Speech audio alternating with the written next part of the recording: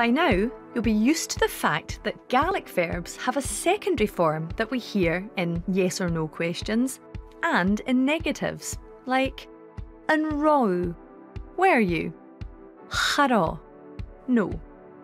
Rá instead of va. Or an deachu, did you go? Chai, I went, but chadeach, I did not go. Another word that takes a secondary form is mus, before.